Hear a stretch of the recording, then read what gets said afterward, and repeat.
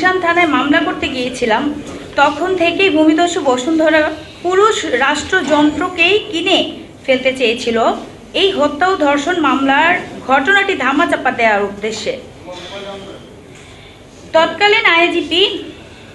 তৎকালীন আইজিপি বেনজির এবং গুলশান থানার DC Sudip Kumar, DC Nazmul, OC Abul Hossain, SI Ali Ashraf, SI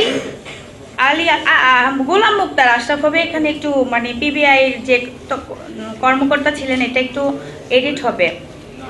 তো গোলাম মুক্তার আশরাফ পিবিআই এবং সহ আনভিরকে বাঁচিয়ে দেওয়ার জন্য নির্লজ্জ ভূমিকা রেখেছিল। পরবর্তীতে গুলশান থানা আনভিরকে অব্যাহতি দিয়ে তাদের তদন্ত প্রতিবেদন জমা দেয়। আপনারা হয়তো জানেন আমি আওয়ামী পরিবারের একজন সন্তান। আমার প্রয়াত বাবা একজন মুক্তিযোদ্ধা ছিলেন। তিনি কুমিল্লাতে আওয়ামী লীগের রাজনীতির সাথে প্রত্যক্ষভাবে জড়িত ছিলেন। একজন মুক্তিযোদ্ধার সন্তান হিসেবেও আওয়ামী লীগ সরকারের শাসনামলে আমি আমার বোনের হত্যার বিচার দাবিতে দাঁড়ে দাঁড়ে ঘুরেও ন্যায় বিচার পাইনি। আমি জানতে পারি তৎকালীন আইনমন্ত্রী আনিসুল হক তার বান্ধবী তৌফিকা করিমকে দিয়ে মোটা অঙ্কের টাকা আনভিরের থেকে ঘুষ নিয়ে মামলা প্রবাহিত করার চেষ্টা করেন। আমি এসব ব্যাপারে পতিত স্বৈরাচার আওয়ামী লীগের সভাপতি এবং সাবেক প্রধানমন্ত্রী শেখ হাসিনার সাথে সাক্ষাৎ করার জন্য একাধিকবার আবেদন করি। প্রায় ২৬ পৃষ্ঠার চিঠি একাধিকবার তার দৃষ্টি আকর্ষণ করার চেষ্টা করি, কিন্তু তিনি আমার সাথে সাক্ষাৎ দেননি। হয়ে ওঠার সাহস পেত না।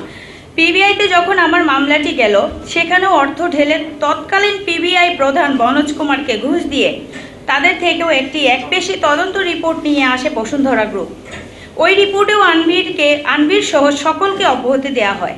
আমি নারাজি জানানোর পর সেটাও আদালতে খারিজ হয়ে যায়।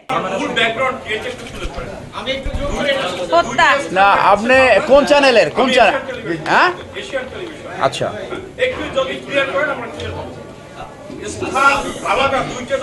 এটা আপনি তো আপনি বলছি আপনার এই যারা সাংবাদিক ভাইরা প্রশ্ন করছেন, লয়ের ব্যাপারে প্রশ্ন করলে একটা প্রথমে নলেজ থাকা দরকার। হ্যাঁ, আপনি যে কোশ্চেনটা করছেন এটা লয়ের সাথে যায় না।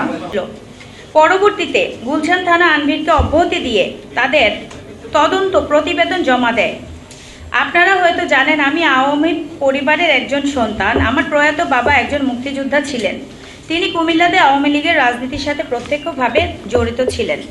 একজন মুক্তিযোদ্ধার সন্তান হিসেবেও আওয়ামী লীগ সরকারের শাসনামলে আমি আমার বোনের হত্যার বিচার দাবিতে দাঁড়ে দাঁড়ে ঘুরেও ন্যায় বিচার পাইনি।